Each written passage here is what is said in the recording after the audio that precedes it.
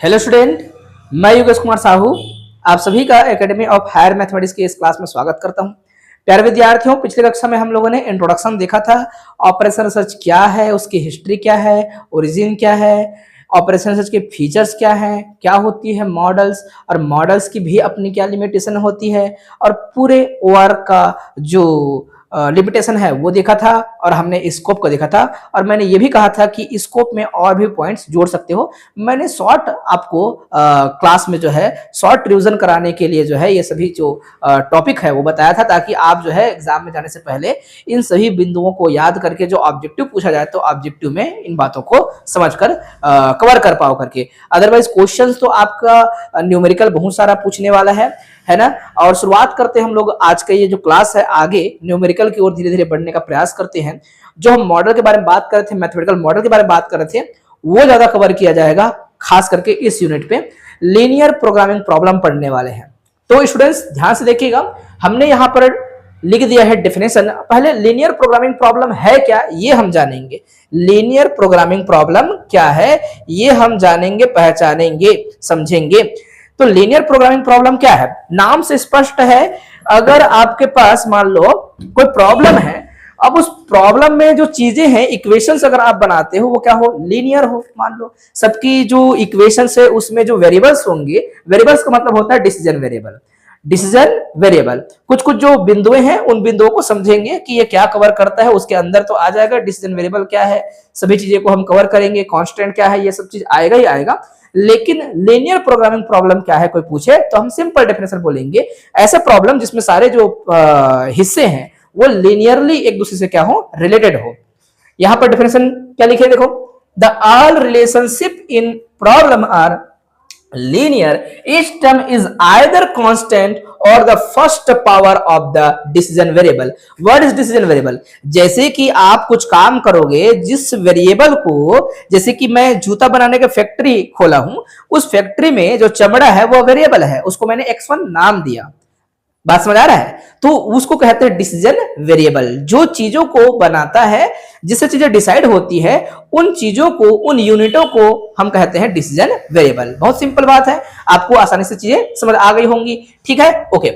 फिर देखिएगा यही डेफिनेशंस आपने मीनिंग के तौर पर लिखा हुआ है। अब इस पर दूसरा मीनिंग क्या है, प्रोग्रामिंग का क्या मतलब होता है।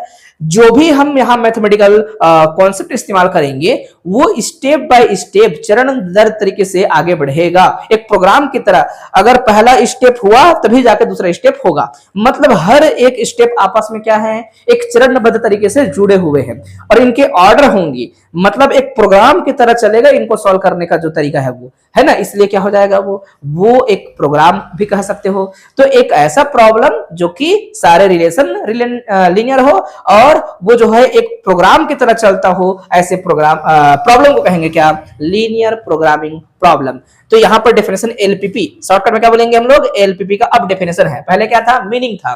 तो a linear programming problem is a problem, है ना, जो होगा प्रॉब्लम होगा, इज अ मैथमेटिकल टेक्निक। हम ये कॉन्सेप्ट बना के चल रहे हैं, मैथमेटिकली हम क्या कर रहे हैं, इसको एक मॉडल की तरह, एक टेक्निक की तरह इस्तेमाल करेंगे। व्हाट इज एलपीपी बोलेगा तो एलपीपी का मतलब ये होने वाला है, इज अ मैथमेटिकल टेक्निक, है ना, use to obtain the optimum solution. हम ऑप्टिमम सॉल्यूशन या बेस्ट सॉल्यूशन को क्या करने वाले हैं, फाइंड करेंगे, है ना, ऑब्टेन करेंगे बाय मैक्सिमाइजिंग द प्रॉफिट्स, या फिर हम बोलेंगे मिनिमाइजिंग द कॉस्ट। तो प्रॉफिट को मैक्सिमाइज करना है और जो कॉस्ट है उसको क्या करना है, मिनिमाइज करना है, और कुछ गिवन कॉन्स्टेंट्स के द्वारा। कॉन्स्टेंट का मतलब होता है प्रतिबंध।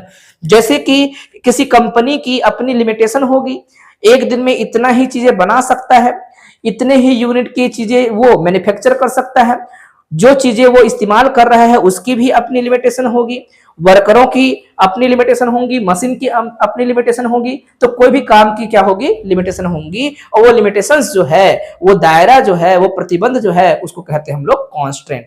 तो एक लाइन में डेफिनेशन समझ आ गया होगा। एलपीपी है क्या, तो बोलेंगे simple sir, LPP is a technique, है ना, और इन विच हम क्या कर सकते हैं, या फिर बोलेंगे use to obtain the optimum solution of और प्रॉब्लम बाय मैक्सिमाइजिंग प्रॉफिट या फिर minimising cost under given constant, under some constant. और कांस्टेंट फाइनाइट होते हैं, इनफाइनाइट नहीं होते, याद रखना। बात समझ आ गया। जैसे कि अब रियल लाइफ में इसको अपन क्या करें, मान लो इस कॉन्सेप्ट को समझने का प्रयास करें, तो ध्यान से देखना रियल लाइफ में आप जो है कहां कहां इस्तेमाल करते हो, किस तरीके से इस्तेमाल करते हो। देखो बिजनेस में जो है हम इस्तेमाल करते हैं प्रॉफिट मैक्सिमाइजेशन करते हैं, कॉस्ट को मिनिमाइज करते हैं, प्रोडक्ट को अलग अलग तरीके से जो है उनको मिक्स करते हैं, बजटिंग करते हैं, तो बिजनेस में काम आ जाता है। बात समझ आ गया। इसी प्रकार से आप जो है और जो फील्ड दिख रहे हैं उस पर भी काम करते हो। इंडस्ट्री में वही बिजनेस ही ले सकते हो। किसी चीज को क्या करना, प्रोडक्शन करने के लिए प्लानिंग करना, कैपेसिटी है ना, और उसका जो है कैपेसिटी यूटिलाइजेशन है ना, मशीन की क्या है, किस प्रकार से कहां चीजों को एलोकेट करना है, आपके पास रॉ मटेरियल है उन रॉ मटेरियल को कैसे इस्तेमाल करना है, ये बातें आपको समझ आ चुकी है। ठीक है ना। ओके, फिर आता है चीजों को बेचने की, एक जगह से दूसरे जगह भेजने की। आपके पास मान लो टीवी आपका कंपनी मान लो, या फिर आपने जूता, अभी कहा हमने जूता के बारे में बात किया, तो जूता को बना के रखेंगे तो नहीं, उसको भेजेंगे अलग अलग जो डीलर है उनके पास। तो भेजने में जो हम मैथमेटिक्स इस्तेमाल करेंगे है ना, वहां पर भी तो ये चीजें इस्तेमाल होती हैं। तो ये एक यूनिट बनने वाला है, याद रखना है ना। ऑप्टिमल रूटिंग कौन से इस्तेमाल करें, ट्रांसपोर्टेशन कॉस्ट कैसे इस्तेमाल करें, है ना, मिनिमाइजेशन करेंगे ट्रांसपोर्टेशन कॉस्ट का, याद रखना है ना। ट्रांसपोर्टेशन कॉस्ट जितना कम होगा उतनी अच्छी बात है। चीजों को कैसे डिस्ट्रीब्यूट करेंगे, तो डिस्ट्रीब्यूशन प्लानिंग क्या होगी। अगर फील्ड है एग्रीकल्चर, मार्केटिंग, इन सभी जगह पर हम क्या करते हैं, लीनियर प्रोग्रामिंग प्रॉब्लम का इस्तेमाल करते हैं। अभी अभी दिखाएंगे, जब क्वेश्चन बनाएंगे तो क्वेश्चन में आपको दिखेगा कि हाँ सर क्वेश्चन बहुत सुंदर है और क्वेश्चन से समझ आ रहा है कि हाँ कि एलपीपी बनते कैसे होंगे करके। तो बेसिक यहाँ पर जो हमारे पास डेफिनेशन है उस डेफिनेशन को ध्यान से देखें। तो डेफिनेशन में पहला हमारा डेफिनेशन है क्या, डिसीजन वेरिएबल का। किसका, डिसीजन वेरिएबल का। तो डिसीजन वेरिएबल में पहला हमने जो लाइन लिखा उसको ध्यान से समझो। भाई मैंने पहले ही नाम से बता दिया है कि जो चीजें डिसाइड करती हैं आपके प्रॉफिट या लॉस को या फिर पूरे प्रॉब्लम को, वो डिसीजन वेरिएबल कहलाते हैं, जिनका इस्तेमाल किया जाना है। They are the controllable activities और क्वांटिटीज, या तो कुछ एक्टिविटीज होंगे जो कर रहे हो या फिर कुछ क्वांटिटी होगी जो इस्तेमाल कर रहे हो। Whose values are to be determine, जिनका वैल्यू को हम क्या करेंगे, डिटरमाइन कर सकते हैं, अनडिटर्मिनेबल नहीं होना चाहिए। They are continuous, controllable and non negative, negative नहीं होते। अगर कोई चीजें इस्तेमाल करोगे, सोचो जरा, आप ही बताओ, क्या आप केक बनाने वाली कंपनी हो या आप थोड़ा सा आप अपने घर में एक वो खोल रखे हो, मान लो बेकरी, आप केक बनाते हो, तो उसमें मान लो अंडा डालते हैं, तो अंडा क्या नेगेटिव क्वांटिटी है क्या, -2 अंडा थोड़ी होता है, अंडा तो अंडा होता है, +2 होगा। बात समझ आया। तो इस प्रकार से जो क्वांटिटीज आती हैं, जो सॉल्यूशंस आते हैं, जो वेरिएबल्स होते हैं, वो ऑलवेज नॉन नेगेटिव होते हैं, कंटिन्यूअस होते हैं, है ना, मतलब उसकी प्रकृति की बात कर रहे हैं, सतत होता है, ठीक है, और जो है वो कंट्रोलेबल भी होते हैं, कंट्रोल किया जा सकता है। बिल्कुल सिंपल बात है। तो आप बात यहां पर भी इनके छोटे छोटे एग्जांपल दे सकते हो कुछ, ठीक है। तो क्या है डिसीजन वेरिएबल, समझ आ गया। डिसीजन वेरिएबल मतलब वो सभी चीजें जिनका हम इस्तेमाल करते हैं हमारे वो प्रॉब्लम्स में, या फिर हमारे प्रॉब्लम का हिस्सा जो हो, जो मेन वेरिएबल होता है वही डिसीजन वेरिएबल होता है। ऑब्जेक्टिव फंक्शन, नाम से स्पष्ट है, आपका जो लक्ष्य होगा, या तो आप फायदा की बात कर रहे हो या फिर आप मान लो कोई चीज बना रहे हो तो उसमें खर्चा कम करने की बात कर रहे हो। तो खर्चा जब कम करेंगे, इसका सीधा अर्थ यह है कि कॉस्ट मिनिमाइज करना है, किसी चीज को बेचना है।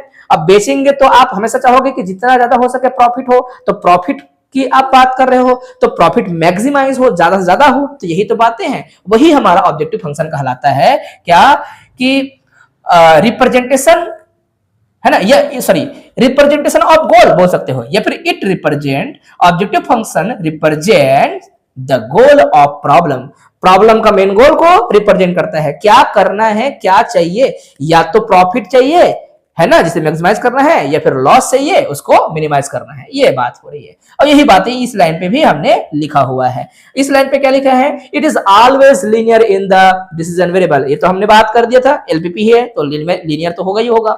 फिर आता है कांस्टेंट, मैंने कांस्टेंट के बारे में भी बता दिया था। कांस्टेंट होता क्या है बच्चों, या रिस्ट्रिक्शन क्या होता है। रिस्ट्रिक्शन मींस ये जो है कुछ लिमिटेशंस को क्या करेगा, बताएगा, या डिसीजन वेरिएबल के अवेलेबिलिटी को बताएगा कि वो कितने अवेलेबल हैं, है ना, वो सब चीज को बताएगा। Each constant is express as linear equations, हम बिल्कुल बोलेंगे लीनियर इक्वेशन हो सकते हैं या फिर लीनियर इनइक्वालिटी हो सकता है। हमारे क्वेश्चन में देखना इनइक्वालिटी रहेगा या फिर इक्वालिटी रहेगा, दो प्रकार के इक्वेशन दिखेंगे। कोई इक्वेशन जैसे कि ऐसा एक डिसीजन वेरिएबल है और मैंने बोल दिया कि 2x1 प्लस में क्या 3x2 लेस देन और इक्वल टू 6। तो ये जो दिख रहा है ना, इसको बोलते हैं हम लोग कांस्टेंट। क्या बोलते हैं हम लोग इसको? कांस्टेंट। जबकि ऑब्जेक्टिव फंक्शन कैसे दिखता है, कोई पूछेगा तो आपको लिखना है मैक्सिमाइज होगा या फिर क्या होगा, मिनिमाइज होगा। और इसमें क्या होंगे, इसमें भी x1 x2 होगा। तो अपन बोल देते हैं कुछ नाम यहां पर कोफिशिएंट इस्तेमाल करते हैं, c1x1 प्लस में c2x2। यहां पर आप b1 b2 इस्तेमाल कर सकते हो। कांस्टेंट में अक्सर हम b का इस्तेमाल करते हैं, यहां पर हम c का इस्तेमाल करते हैं, या फिर और अलग अलग में अलग अलग हो सकता है। तो ये जो दिख रहा है बच्चों, ये है इनइक्वालिटी या फिर इक्वलिटी, इसको कहते हैं कांस्टेंट। और ये है आपका मेन गोल कि प्रॉफिट को मैक्सिमाइज करना है या मिनिमाइज करना है। अब यहां पर इन x की वैल्यूज इनइक्वालिटी के माध्यम से निकाला जाता है। इन x की वैल्यू क्या निकाला जाता है, इन इनइक्वालिटी के माध्यम से ही निकाला जाता है। तो इनइक्वालिटी को आपको क्या करना पड़ेगा, सॉल्व करना पड़ेगा। एक नहीं होगा, एक से अधिक इनइक्वालिटी होंगी, उनको सॉल्व करके हम आंसर लाएंगे। और सॉल्व करने के हमारे जो तरीके हैं वो 12th तक जितने मैथमेटिक्स पढ़े हैं उन्हीं में से ही भी इस्तेमाल करने वाले हैं हम थोड़ा सा। ठीक है, ओके, बातें समझ आ गई होंगी। अब आता है नॉन नेगेटिव रिस्ट्रक्शन। बात से स्पष्ट हो जाना चाहिए, कोई चीजें नेगेटिव नहीं होना जो है नॉन नेगेटिव रिस्ट्रक्शन है। Since negative value of decision variables do not have any practical meaning. मैंने कहा था पहले से, क्या नेगेटिव अंडा -2 अंडा -3 अंडा बोलूंगा अगर मेरे केक में डालने के लिए, तो क्या वो बातें सही जम रहा है? ये चीजें निगेटिव कैसे हो सकती हैं? तो डिसीजन वेरिएबल हमेशा पॉजिटिव होती है, इस बात की पुष्टि कर रहा है। तो ये लाइन आप ऐसा कहने वाले हो तो कोई प्रॉब्लम नहीं है। आप पूरा लिखोगे तो भी ठीक है और शॉर्टकट में लिखेंगे तो भी ठीक है। ये सारे जो नोट्स बनना चाहिए आपकी कॉपी में, शॉर्ट बनना चाहिए। मैं ये कहता हूं, जहां बड़ा बनाना है मैं बोलूंगा कि इनको आप बड़ा बनाओ, इन नोट्स को अच्छे से लिखो और जो है एग्जाम में आएंगे उसके अनुसार से आप सेट करके होकर के आप सभी विद्यार्थियों को क्वेश्चन पेपर सेंड किया जाएगा। सारे जो हमारे जो नोट्स हैं आप सभी को जो है फ्री में प्रोवाइड कर दिया जाएगा। आराम से इन चीजों को अच्छे से कवर कर सकते हो। ठीक है, अच्छा, अब ये जो है डिसीजन वेरिएबल ये या फिर हमारे पास ऑब्जेक्टिव फंक्शन, कांस्टेंट, इन सबको देखने के बाद जो है हम एक बात समझ पाएंगे कि लक्ष्य जो है एलपीपी का क्या होता है। तो ये प्रोसीजर है, एलपीपी का प्रोसीजर क्या है, डिसीजन वेरिएबल्स पहले आप देखोगे, समझोगे। अब ऑब्जेक्टिव क्या है आपके इस क्वेश्चन का वो समझोगे, कांस्टेंट क्या है वो समझोगे। ये दोनों आगे पीछे हो सकते हैं, पहले हो सकता है कांस्टेंट को समझ लिया फिर ऑब्जेक्टिव को समझ लिया, लेकिन ऑब्जेक्टिव पहले डिसाइड होते हैं, ये सही तरीका होगा। क्या ऑब्जेक्टिव होगा तभी तो आप जो है काम करोगे और कुछ लिमिटेशन को लाओगे, अप्लाई करोगे। बात समझ आया कि नहीं? कोई प्रॉब्लम नहीं होना चाहिए आप सभी को। ठीक है, फिर इनसे आप जाएंगे अपने ऑप्टिमम सॉल्यूशन की ओर। ठीक है, कहां पर जाएंगे? ऑप्टिमम सॉल्यूशन की ओर। तो ये जो है इस तरीके से ऑप्टिमम सॉल्यूशन पाया जाएगा। अगर आंसर जो है वैलिड है तो आंसर वैलिड है मतलब आपका प्रॉब्लम सही है। कई बार होगा इनवैलिड चीजें आ जाएंगी, है ना। तो ऐसी स्थिति में आपका क्वेश्चन ही, आपका जो पैटर्न है वो फार्मुलेशन ही गलत है, इसका ये मतलब है। तो आपको फार्मुलेशन नया करना पड़ेगा। हम लोग नहीं करेंगे, हमें तो प्रॉब्लम देगा, वो फार्मुलेट करके देगा, हम जो है आंसर निकालेंगे। जिनका आंसर निकलेगा बोलेंगे निकल रहा है, अच्छी बात है, नहीं निकल रहा है तो नहीं निकल रहा है, सिंपल सी बात है। ओके, ठीक है स्टूडेंट्स, इतना आप सभी को समझ आ गया होगा। ठीक है, ओके, तो ये जो है हमारे व्हाट्सएप नंबर पे आप कांटेक्ट करके सारे जो है नोट्स जो है पा सकते हो। ठीक है, अब हम देखते हैं हमारा तीसरा जो हिस्सा है। इसमें हमने 3 हिस्से में बांटा। जैसे कि मैं व्हाइट बोर्ड में पढ़ाता हूं तो भी मैं ऐसे ही करता हूं, आप सभी को याद होगा। व्हाइट बोर्ड में भी इस प्रकार से अलग अलग हिस्से करके मैं बच्चों को सिखाता हूं। तो एजुम्पशन ऑफ एलपीपी, एजुम्पशन ऑफ एलपीपी में क्या क्या बातें होनी चाहिए ध्यान से समझिएगा। एजुम्पशन में होना चाहिए एक तो सर्टेनिटी, है ना, अनसर्टेन कोई चीज नहीं होना चाहिए। जितने पैरामीटर्स हैं या कोफिशिएंट्स हैं, ऑब्जेक्टिव फंक्शन को हो या चाहे कांस्टेंट का हो, सारे के सारे क्या होना चाहिए, नोन होना चाहिए, डिटरमिनेबल होना चाहिए, सर्टेन होना चाहिए। ठीक है, और क्या हो, डिवाइजिबिलिटी होना चाहिए, कंटिन्यूटी होना चाहिए। इसका ये मतलब है कि भैया कोई चीजें ऐसे नहीं होना चाहिए इनवैलिड जैसे लगना नहीं चाहिए। जो वेरिएबल्स है, जो डिसीजन वेरिएबल्स है ना, या फिर जो रिसोर्सेस है वो जो है नॉन नेगेटिव ना हो और ऐसे इरेशनल ना हो, है ना। और फ्रैक्शनल वैल्यू या जो है इनको इंक्लूड भी कर ले तो हम तो उसको अलग मेथड पढ़ेंगे, अलग सेमेस्टर पढ़ेंगे।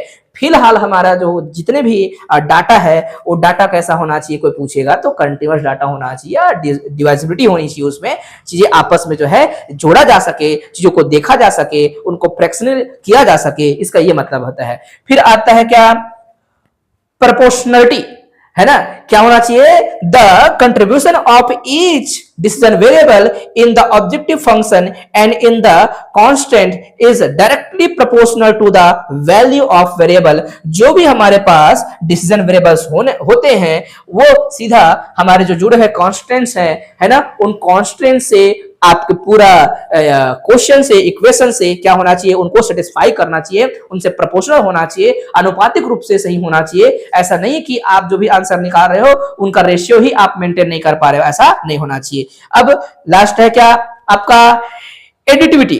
तो एडिटिविटी में सिंपल सी बात है, the total value of the objective function, जो भी ऑब्जेक्टिव फंक्शन की वैल्यूज आएंगी, या तो प्रॉफिट को मैक्सिमाइज करोगे या फिर क्या करेंगे, कॉस्ट को मिनिमाइज करेंगे, है ना। The total value of objective function, okay, and the total resources, जो भी आप इस्तेमाल करेंगे रिसोर्सेज मतलब decision variable, use are equal to the sum of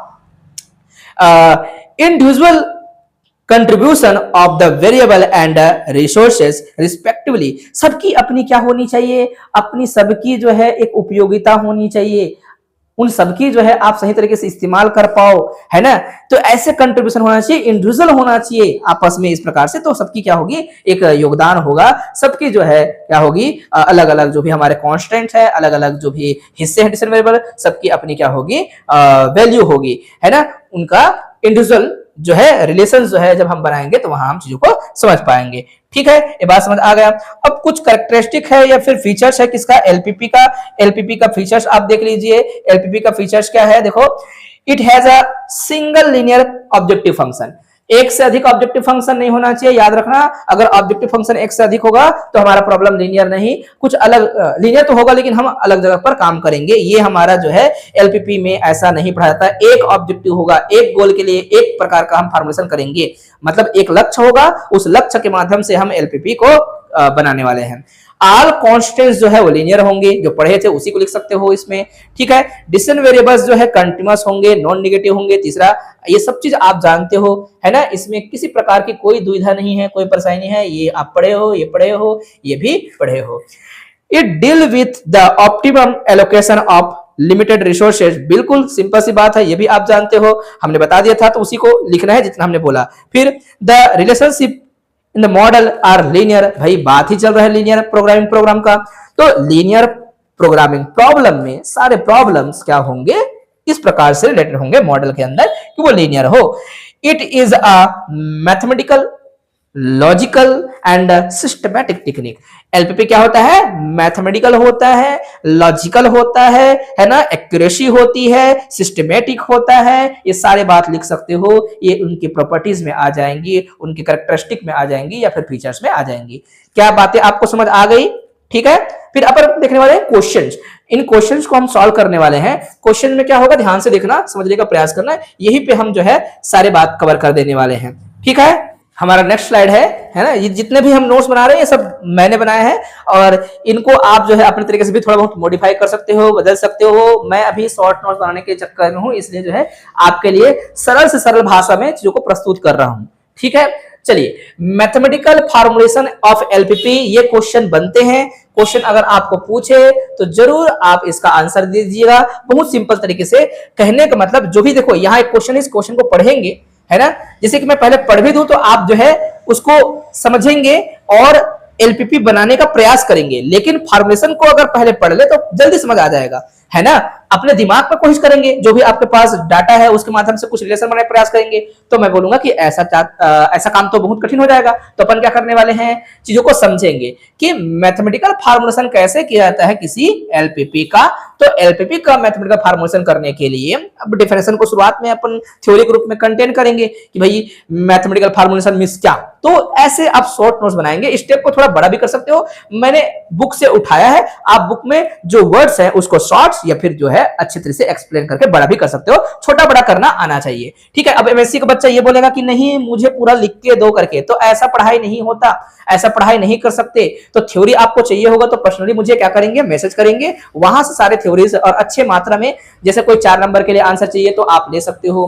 किसी बच्चे को जो है 8 नंबर 10 नंबर की जो है जरूरत है, उस टाइप का किसी को आंसर बनाना है तो आप ले सकते हो, अन्यथा जो मैं पढ़ा रहा हूं काफी है, ऐसे आप शॉर्ट नोट्स बनाएंगे। अगर क्वेश्चन पूछेगा तो थोड़ा बहुत कम ज्यादा किया जा सकता है। क्या स्टेप हम क्या करेंगे, अपनाएंगे? तो स्टेप देखिए, पहला स्टेप सिंपल है, आप बुक से लिखेंगे तो भी यही लिखेंगे।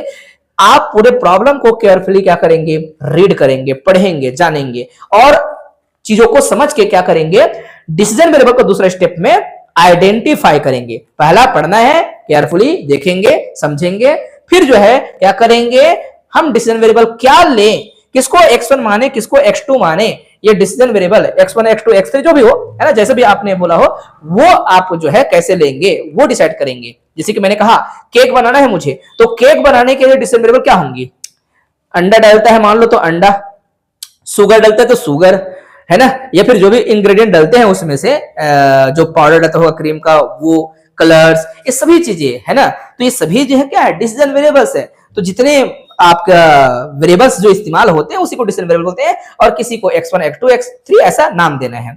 तीसरा जो स्टेप है वो समझ लीजिए, क्या नॉन निगेटिव कंडीशन को भी आपको याद रखना है, ये होना ही चाहिए। अगर क्वेश्चन में निगेटिव कंडीशन है तो उसको थोड़ा आपको बदलना पड़ेगा, क्वेश्चन या तो इनवैलिड क्वेश्चन होगा या फिर क्वेश्चन में कुछ बदलाव करना होगा, ठीक है। फिर चौथा आप देखेंगे फॉर्मुलेट ऑल कांस्टेंट, फिर पढ़ने के बाद समझने के बाद कांस्टेंट को फॉर्मुलेट करेंगे। मैंने शुरू में बताया था, याद होगा कि कांस्टेंट को पहले समझा जाता है फिर लास्ट में ऑब्जेक्टिव फंक्शन की ओर आते हैं करके। तो देखिए, तो कांस्टेंट को भी हम क्या करेंगे, केयरफुली फॉर्म करेंगे। हर वेरिएबल को रिलेट करने से जो लिमिटेशन पैदा होगा, है ना, इसमें क्या क्या होते हैं, कोई पूछेगा तो मैं कलर बदल कर लिख रहा हूं, ध्यान से देखना क्या क्या होता है भाई।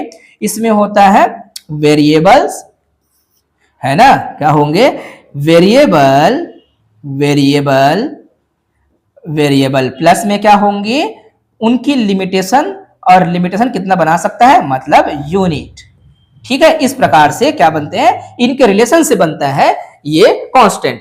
फिर जो हमारा लास्ट स्टेप है वह है ऑब्जेक्टिव फंक्शन को लिखना। क्या प्रॉफिट की बात हो रही है, प्रॉफिट की बात हो रही है तो मैक्सिमाइज करेंगे, क्या लॉस की बात हो रही है या फिर किसी चीज को बनाने पर खर्चा की बात हो रही है तो उस खर्चा को या फिर उस कॉस्ट को अपन क्या करेंगे, कॉस्ट का मतलब ये खर्चा है तो उसको हमेशा क्या करेंगे, उसको करेंगे मिनिमाइज। क्या आपको बातें समझ आ गई? तो स्टेप को ये जो है ना पूरा ऐसे एक पेज में 4 नंबर का पूछेगा ना तो ऐसे लिखना, ये सब चीज को आप बना दोगे तो और अच्छा दिखेगा। और ये उसका मैथमेटिकल फॉर्म है, हम मैथमेटिकल फॉर्म को भी दिखाते हैं, मैथमेटिकल फॉर्म कैसा दिखेगा। देखो ये तो हो गया, ऐसे आप पेपर में भी बना सकते हो, ऐसे बीच में खंड करना, लकीर खींचना, यहाँ रियल लाइफ प्रॉब्लम, फिर वहां से डिसीजन वेरिएबल्स उठाने हैं, डिसीजन वेरिएबल उठाने के बाद जो है आप चीजों को क्या करेंगे, समझेंगे, उस कांस्टेंट से क्या करेंगे, रिलेट करेंगे। ये ऑलरेडी इस प्रकार से बना है, इसलिए मुझे जो है ना अपना ये जो पेन है वो चलाना नहीं पड़ेगा, फिर भी बीच में बता देता हूं, है ना, इसलिए ऐसा बनाया ही है मैंने कि आपको किसी प्रकार की कोई दुविधा ना हो, कोई परेशानी ना हो, ठीक है। तो यहां पर मुझे किसी प्रकार का मार्कर चलाने की जरूरत नहीं है। पहला स्टेप है हमारा क्या, रियल लाइफ प्रॉब्लम को आइडेंटिफाई करना, समझना, फिर डिसीजन वेरिएबल को आइडेंटिफाई करना, फिर क्या करेंगे, कांस्टेंट या लिमिटेशन से उनको रिलेट करना और इक्वेशन बनाना, इनइक्विटी, ये इनइक्विटी बनाते हैं, याद रखना। फिर जो है लास्ट में है आपका ऑब्जेक्टिव, गोल, ये जो है इस प्रकार से होता है। तो ये एलपीपी का क्या होगा, मैथमेटिकल मॉडल का वो हो गया, इसको हम क्या बोलेंगे, एलपीपी का मैथमेटिकल मॉडल। ये मॉडल की बात चल रही, इतना है ना, तो अलग से इसको लिखना चाहोगे तो अलग से मॉडल को लिखना। फिर आता है मैथमेटिकल मॉडल की जो एलपीपी का जनरल फॉर्म होगा, मैथमेटिकली दिखेगा कैसा, कोई पूछेगा तो ऐसे दिखेगा। लिखते हैं क्वेश्चन में, जितने भी क्वेश्चन आपको देखने को मिलेगा एग्जाम में, पहले ऑब्जेक्टिव फंक्शन दिखेगा, फिर सब्जेक्ट टू कांस्टेंट दिखेगा, इतना मिला के पूरा क्या बनता है, एलपीपी बनता है। अब यहां लिखना कैसे है, या तो मिनिमाइज या फिर मैक्सिमाइज जेड, मिनिमाइज या फिर क्या करेंगे, मैक्सिमाइज जेड करेंगे। तो मिनिमाइज मैक्सिमाइज जेड में आपको देखने को मिलेगा हमारा ऑब्जेक्टिव फंक्शन, है ना, ऑब्जेक्टिव फंक्शन और डिसीजन वेरिएबल। और यहां पर क्या होंगे, आपके लक्ष्य के अनुसार से कोफिशिएंट्स, आपको कितना प्रॉफिट चाहिए उसको डिसाइड करेगा ये क्या, कोफिशिएंट्स। लेकिन वो कांस्टेंट है, मतलब कांस्टेंट ही रहेगा। वेरिएबल जो है, वेरिएबल्स को कम ज्यादा या जो भी आंसर आएंगे वो उसको इफेक्ट करेगा। तो ये कांस्टेंट है और ये उसके डिसीजन वेरिएबल्स है। तो ऐसा रूप में दिखेगा, ये याद रखना, हर क्वेश्चन देख के समझ आ जाएगा, तो आपको डरना नहीं है।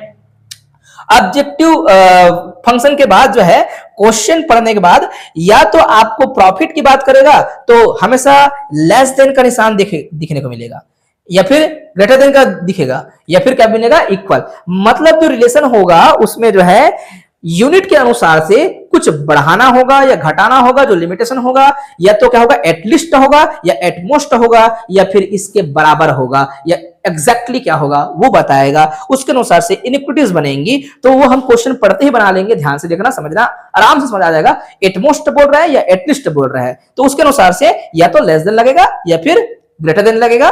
ठीक है, इसी प्रकार से एक अगर हमारे पास क्या मिला, एक हमारे पास मान लो हमें वो मिला कांस्टेंट, तो एक बार ये इक्वेशन बनेगा, दूसरा मिलेगा तो दूसरा बार बनेगा, तीसरा मिलेगा तो तीसरा बनेगा, और n बार अगर हम वेरिएबल अलग अलग तरीके से समझने के बाद लिमिटेशन n बार लगाएंगे तो n हमारे पास क्या मिलेंगे, कांस्टेंट मिलेंगे। तो कांस्टेंट नंबर ऑफ लिमिटेशंस है, नंबर ऑफ रूल्स है, ऐसे कह सकते हो। बात समझ आ गया आप लोग को, इसमें कोई दिक्कत नहीं, कोई परेशानी नहीं है। ठीक है, ओके, ठीक है बच्चों।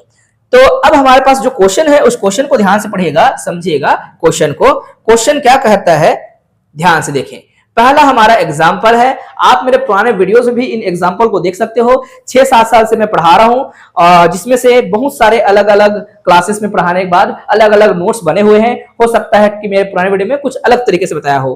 तो क्वेश्चन को मैंने थोड़ा शॉर्ट लिखा है, शॉर्ट ही आपको जो है चीजों को याद कर लेना है, और लंबा चौड़ा मैं नहीं लिख रहा हूं। हो सकता है कि बुक में और लंबा चौड़ा जो है क्वेश्चन हो। देखो क्या कहता है क्वेश्चन, प्रॉब्लम क्या कहता है, अ मैन प्रोड्यूस 2 आइटम। एक इंसान है जो कि क्या बनाता है, 2 आइटम बनाता है। वो क्या क्या है आइटम, टेबल बनाता है, क्या बनाता है, टेबल बनाता है, और क्या बनाता है, देखिए टेबल बनाता है और चेयर बनाता है। प्रॉफिट ऑन ईच टेबल, जो टेबल बनाने के बाद हर टेबल में उसको प्रॉफिट कितना होता है, हर टेबल में उसको प्रॉफिट होता है वह है 40 रुपया, और जितने भी उनके चेयर हैं उस चेयर में कितना प्रॉफिट होता है उसको, 30 रुपया। समझ आया बात, ठीक है। कितने चीज बनाता है, 2 चीज, इसलिए 2 डिसीजन वेरिएबल होगा मेरे आंसर में। आप पहले से बोल सकते थे, या फिर मैंने इसको इसलिए क्रिएट करके रखा हुआ है। x1 क्या है, नंबर ऑफ जो है टेबल्स है, जो कि पर डे, ये पर डे के लिए है, आंसर अंत में पर डे के लिए पूछा जाएगा। तो पर डे हम देख पा रहे हैं यहां पे लिखा हुआ है, लिमिटेशन उसी के अनुसार से बनने वाला है। तो x1 जो है डिसीजन वेरिएबल टेबल को रिप्रेजेंट कर रहा है, जो कि बनते हैं, निर्मित होते हैं हर दिन। हर दिन 5 बनता है, तो 5 क्या होगा, डिसीजन वेरिएबल होगा, वो जो है टेबल को बता रहा है। कम ज्यादा किया जाएगा अपने प्रॉफिट के अनुसार से। फिर है क्या, x2 क्या है, number of chair produce per day, ऐसा है, वो एक दिन में कितना बनाने वाले हैं चेयर, वो है। ठीक है, बात समझ आ गया। तो ये डिसाइड नहीं है, इसी को कम ज्यादा हम क्या करेंगे, सोचेंगे, बनाएंगे अपने प्रॉफिट के अनुसार से या फिर अपने कांस्टेंट के अनुसार से। अब कांस्टेंट में भी बातें लिखी गई है, लिमिटेशन है। कैसे लिमिटेशन है, ध्यान से देखो। लिमिटेशन ये है कि he make at most 6 item in total per day. ये जो है टोटल 6 आइटम बना सकता है पर डे। तो देखो यहीं पर मैं कांस्टेंट बनाता हूं। मेरा पहला आइटम क्या है जी, x1, मतलब क्या, बोलो, x1 है आपका टेबल। दूसरा आइटम क्या है, क्योंकि दोनों को मिला के चलना है, मेरे पास जगह कम हो रहा है, तो मैं क्या करता हूं, थोड़ा सा इसको बड़ा करता हूं। ध्यान से देखना, चीजों को समझने का प्रयास करना, थोड़ा सा बड़ा दिखेगा, जगह हमको ज्यादा मिलने वाला है। ठीक है, अब आपको बड़ा दिखा होगा, तो यहां छोटा छोटा लिखने वाला हूं। यहां पर जगह आ जाएगा, तो यहीं पे लिखना है हम लोग को। ध्यान से देखें, चीजों को समझने का प्रयास करें। यहां पर हमें आंसर अपना डालना है। क्वेश्चन पूरा पढ़ लिया है ना, थोड़ा नीचे आकर फिर से क्वेश्चन दोबारा पढ़ लेंगे, समझ लेंगे। मुझे लिखते बने करके मैं थोड़ा सा इसको जूम कर रहा हूं, बड़ा कर रहा हूं। बताइए भाई कि हमारे पास जो आइटम थे वो आइटम क्या था, एक है आपका टेबल, और दोनों मिला के पूछा है। टोटल आइटम जो है 6 से अधिक नहीं बनते, एटमोस्ट 6। तो ये पहला कांस्टेंट है, टाइम कांस्टेंट है, पर डे इतना बनेगा। ठीक है, ये क्या है, टाइम कांस्टेंट है, बोल सकते हो। इस प्रकार से आप ये याद कर लेंगे। ठीक है, मैं एक स्लाइड और बना के रखा हूं जिसमें हम आंसर को ही क्या करने वाले हैं, आंसर को पूरे तरीके से दिखा देंगे, ताकि आप चीजों को समझ के स्क्रीनशॉट ले पाओ करके। बात समझ आ रहा है ना। ओवर राइटिंग हो गया, मैं इसको थोड़ा सा इरेज कर, हर दिन बनाया टेबल और के बोलेंगे 6 नहीं बना सकता, ये उसकी हो गई। बात समझ आया? ठीक है, इसको फिर काम है। ठीक है, क्या मैंने सही? चेयर जो है एक दिन में कितना बनाएगा, एक चेयर कितना दिन में बन सकता है, उसको ध्यान से देखना, चीजों को समझने का प्रयास करना। ठीक है, एक चेयर कितना बन सकता है, आप प्रयास करेंगे, चीजों को समझेंगे। इसको हम सेव कर दे रहते हैं ताकि हम नेक्स्ट काम कर पाए, यहीं पे लिखने वाले हम लोग। ठीक है, सेव हो चुका है, बाद में हम उसको कवर कर देंगे। डबल लिख रहा हूं, बोर नहीं होना है। x1 plus x2 less than क्या होना चाहिए, 6 होना चाहिए। अब देखो यहां तक हमने पढ़ लिया था, समझ लिया था कि ही मेक क्या at most 6 item in per day, total मिला के जो है ये लिमिटेड टाइम पर इतना बनाएगा। ठीक है, अब दूसरा हिस्सा पढ़े। अब दूसरा हिस्सा में ध्यान से देखें तो दूसरा हिस्सा क्या लिखा है कि ही also can not make more than 6 chair in per day. तो वो जो है कितना चेयर जो है बना सकता है, कोई पूछे तो बताना है आपको कि भाई वो चेयर इतना बना सकता है। चेयर है क्या, x1 या x2? बोलेंगे सर x2, मतलब x2 हमारा होगा 4 से कम। देखो चेयर पर डे, तो यही तो लिखा है x2 लेस देन 4। यहां पर क्या लिखा है, टोटल आइटम जो होगा x1 plus x2 less than 6 होगा। तो ये ऑलरेडी लिखा हुआ है, यहां पर ओनली x2 लिखना था। और नॉन नेगेटिव कंडीशन में तो आप लिखेंगे x1 और x2 भाई दोनों ग्रेटर देन इक्वल टू 0 होगा। ये टोटल मिलके बन गया क्या, कांस्टेंट। अब ऑब्जेक्टिव फंक्शन को समझो। ऑब्जेक्टिव फंक्शन जो यहां पे लिखा है वही ऑब्जेक्टिव फंक्शन है। ऑब्जेक्टिव फंक्शन कैसे है, कोई पूछेगा तो देखो सर मुझे प्रॉफिट को जो मैक्सिमाइज करना है वो जो है 40 क्यों, क्योंकि कितना चेयर बनता है, कोई पूछेगा तो बोलना है कि 40 चेयर में सॉरी जितना चेयर बनता है उसको 40 रुपया कमाएगा। तो प्रॉफिट कितना होगा, एक चेयर पे 40 रुपया, 10 बना लेगा तो 10 गुणा 40 होगा। तो मुझे इस x को निकालना है और ये मेरा प्रॉफिट है पर चेयर पे, तो हो जाएगा 40x1 प्लस में क्या हो जाएगा 30x2, मतलब हर चेयर बहुत है, हर टेबल में कितना रुपया कमाएगा, हर टेबल में 40 रुपया और हर चेयर में 30 रुपया। तो ये है आपका ऑब्जेक्टिव फंक्शन। बात समझ आ गया, तो ये ऑब्जेक्टिव फंक्शन बन गए। तो टोटल आंसर को हम क्या करेंगे, यहीं पे लिखने वाले हैं कि मैथमेटिकल मॉडल में क्या आएगा, ऑब्जेक्टिव फंक्शन आएगा जिसमें हम लिखेंगे 40x1 प्लस में क्या 30x2, ये ऑब्जेक्टिव फंक्शन बन गया। और सब्जेक्ट टू कांस्टेंट में तीनों बात, तीन नहीं दो लिखने वाले हम लोग। एक होगा x1 प्लस में x2 इज लेस देन 6, एक ऑब्जेक्टिव फंक्शन। दूसरा होगा x2 इज लेस देन 4 और सारे डिसीजन वेरिएबल क्या है, ग्रेटर देन इक्वल टू 0 होंगे। ये हो गया हमारा पूरा आंसर। समझ आया कि नहीं? नेक्स्ट स्लाइड में जो है यही हम बात जो है कवर करने वाले हैं, वहां पूरा आंसर रहेगा, वहां पर आप क्या करना, चीजों को फोटो खींच लेना, वहां पर पूरा आंसर आपको मिल जाएगा। क्या मैं समझा पा रहा हूं? नेक्स्ट क्वेश्चन पढ़ें, उसको देखें समझे। नेक्स्ट क्वेश्चन क्या है, एग्जाम्पल हमारा दूसरा क्या है ना, ये केमिकल प्रॉब्लम है, ये क्या था, टेबल चेयर प्रॉब्लम था। अब देखो मैंने बोला ना, हर प्रॉब्लम को हम क्या कर सकते हैं, मैथमेटिकली उसको फॉर्मुलेट करके आंसर निकाल सकते हैं एलपीपी के माध्यम से। ये कहता है कि a person required 12 unit of chemical, और 10 ये यूनिट है ना, याद रखना इतने यूनिट है, ये ml में हो सकता है, ये जो है आपका इतने बोतल में हो सकता है, या इतने लीटर में हो सकता है, कुछ भी हो सकता है। आप ये मत बोलना कि सर 10 का मतलब क्या है, हो सकता है कि 10 ml डालना पड़ता हो केमिकल। तो केमिकल का नाम भी है हमारे पास, एक केमिकल का नाम क्या है, ए है, एक का नाम बी है और एक का नाम सी है। तो ए कितना चाहिए, कोई पूछेगा तो ए जो है उस, मान लो किसान है और किसान खेत में दवाई छिड़काव कर रहा है, कुछ केमिकल छिड़काव कर रहा है और सबको मिक्स करना है उसको, और मिक्स करके जो है अपने फसल को बचाना है। तो एक केमिकल कितना चाहिए, 10 यूनिट, मतलब 10 ml हो सकता है शायद, या 10 बोतल हो सकता है। ठीक है, अब बी केमिकल कितना चाहिए उसको, बी केमिकल जो चाहिए वह है 12 यूनिट, और जो हमारा सी केमिकल है वो सी केमिकल कितना चाहिए उसको, सी केमिकल जो है उसको चाहिए वह है वो भी 12 यूनिट। इस प्रकार से है ना। उसके गार्डन के लिए है बोल दिया है, पूरा पढ़ा तो नहीं था लेकिन यहां पढ़ लिए तो पता चला कि वो क्या करना चाहता है, गार्डन में केमिकल का छिड़काव करना चाहता है। कुछ पेस्टिसाइड हो सकते हैं या फिर क्या हो सकते हैं, कुछ उर्वरक हो सकते हैं। ठीक है, अच्छा बात समझ आ गया, इतना उनको चाहिए। अ लिक्विड प्रोडक्ट कंटेन, अब यहां पर लिमिटेशन आने वाला है, उसमें से कुछ लिक्विड है और कुछ जो है ड्राई है, मतलब सूखा है। तो लिक्विड जो आपका प्रोडक्ट है वो प्रोडक्ट है 5 to 8, मतलब 5 यूनिट ए केमिकल का लिक्विड में है, बी केमिकल का 2 यूनिट लिक्विड में डालना है और सी केमिकल का 8 यूनिट लिक्विड में डालना है, उस जार में डालना है या फिर जो भी है, पर जार बोल रहा है तो ठीक है, मुझे कोई दिक्कत नहीं है, मुझे तो केवल इन यूनिट्स को ध्यान देना है, जार लिखा है क्या लिखा है उसे कोई फर्क नहीं पड़ता। एंड ड्राई जो हमारा प्रोडक्ट है या केमिकल है, ए का कितना 4, बी का कितना फिर से आप देख सकते हो 2 और सी का कितना 4। अब देखो इनको आपस में मिलाकर देखो, इनको मिलाएंगे 10 बनेगा, इनको मिलाएंगे तो क्या बनेगा 4 बनेगा। मैं क्वेश्चन को दोबारा देख लूंगा, क्वेश्चन में कहीं कोई मिस्टेक तो ना हो, है ना। और इनको मिलाएंगे तो 12 बनेगा, है ना, इनको मिलाएंगे तो कितना बनेगा 12।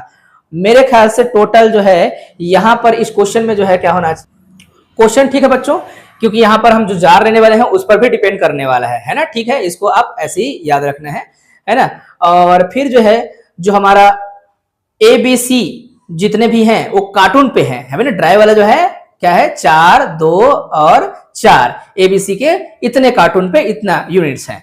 If the liquid product sell for 3 per jar, 3 rupees per jar, और जो ड्राई प्रोडक्ट है वो 2 रुपया पर जार पर कार्टून, इस प्रकार से उसको क्या करता है कॉस्ट लगता है। How many jar and carton should be purchase to minimise the cost and meet the requirements, है ना भाई, ऐसा क्या वो इस्तेमाल करेगा उन केमिकलों का जिसको परचेस करने के बाद जो है उसको क्या हो कॉस्ट मिनिमाइज हो, ऐसा आपको ध्यान रखना है, ठीक है। बात ध्यान से पढ़ने के बाद चीजों को समझिए। X1 हम पहला डिसीजन वेरिएबल मानेंगे जो कि क्या होगा जार, जो कि है ना, ये नंबर ऑफ जार है क्योंकि वही पूछा गया है, ये लिक्विड प्रोडक्ट के लिए है। और X2 जो है वो क्या होगा कार्टून के लिए होगा क्योंकि वही परचेस करेगा वो, फिर उसके बाद उनको हम रिलेट करने वाले हैं। ऑब्जेक्टिव फंक्शन क्या होगा, खर्चा जो होगा वही ऑब्जेक्टिव तय करेगा। तो क्या होने वाला है बोलेंगे सर देखो टोटल कॉस्ट मिनिमाइज होने वाला है, तो अपन लिखने वाले हैं क्या 3x1 प्लस में 2x2। बहुत ही सिंपल है, आपको जो है क्या बताना है, केमिकल की जो रिक्वायरमेंट है उसको ध्यान से देख के आपको उसको फिल करना है। तो देखिए क्या क्या बनने वाला है, या तो x1 लिक्विड होगा और आप यहां पर देखेंगे 5A केमिकल के लिए है, तो 5x1 प्लस में यहां पर क्या है 4x2। कितना आपको लेना है, कितना से कितना आपको करना है भाई, मिनिमाइज वाला रहेगा तो हमेशा इससे आपको कम नहीं लेना है, मतलब आपको इस प्रकार से लेना है। लेस देन और इक्वल टू आप क्या करेंगे 10, क्योंकि टोटल 10 से ही इस्तेमाल करेगा, कम से कम इतना आप वो करने वाले हो, ठीक है। और जब भी मिनिमाइज होगा तो इस कांस्टेंट को इस प्रकार से लिख देना। फिर आप देखेंगे तो आप समझ गए होंगे दूसरा वाला क्या लिखने वाले हैं, तो हम लिखने वाले हैं 2x1 प्लस में 2x2, वो होगा क्या ग्रेटर देन इक्वल टू 12, मतलब देख पा रहे हो 2x1 यहां से 2 आपको लेना है, फिर क्या करना है 2x2, ये ड्राई है ये लिक्विड है केमिकल बी के लिए। फिर केमिकल सी के लिए आप क्या लिखने वाले हैं 8x1 प्लस में क्या करने वाले हैं 8 और 4x2, क्या होगा ये ग्रेटर देन होगा 12 और ये भी ग्रेटर देन क्या होगा 12 होगा। इस प्रकार से हमारा क्या हो जाएगा, पूरा सबको एक बार यहां लिख देना है, ये हमारा जो है क्वेश्चन का आंसर होगा। तो ये मैथमेटिकल फॉर्मुलेशन सब तैयार हो गया। तो इसका जो है आपको क्या करना है, पूरे आंसर को समझ लेना है और उम्मीद करता हूं कि आपको जो चीजें है समझ आई होंगी। आप क्या करना, इन सभी आंसर को अच्छे से लिखना। आपको हम क्या करेंगे, एक स्लाइड जो है दिखा देंगे जिसमें आंसर आपको दिख रहा होगा कि ये टोटल इनका क्या आंसर आएगा। हमने क्वेश्चन को थोड़ा शॉर्ट किया है, बुक का कोई भी क्वेश्चन आप मुझे पूछ सकते हो, उसको हम फॉर्मुलेट कर देंगे, आराम से आप जो है इनका आंसर निकाल सकते हो। तो ऐसे प्रॉब्लम्स क्रिएट किए जाएंगे, उन प्रॉब्लम्स को हम मैथमेटिकल फॉर्मुलेशन तैयार करने के बाद उसको सॉल्व करेंगे। तो स्टूडेंट्स आज क्लास में बस इतना ही। नेक्स्ट क्लास में हम जो है फिर से हम पढ़ने वाले हैं कि सिंप्लेक्स मेथड से या फिर ग्राफिकल मेथड से या फिर जो भी अन्य मेथड है उनसे क्वेश्चन कैसे सॉल्व किया जाएगा। तो इस प्रकार से आगे हम बढ़ते रहेंगे। आप सभी जो है वीडियो ध्यान से देखना, चीजें समझ आती है तो नोट करना, अगर कोई कंफ्यूजन हो तो जरूर मुझे संपर्क करना। इस नंबर पे संपर्क करके आप सारे नोट्स ले सकते हो, है ना, क्योंकि ये मेरा पहली बार है स्मार्ट बोर्ड के सामने आपको पढ़ाने का तरीका, अन्यथा मैं व्हाइट बोर्ड में ज्यादा पढ़ाता हूँ, उसमें मुझे ज्यादा अच्छा लगता है। जब तो आप सभी को वीडियो देखने के लिए धन्यवाद।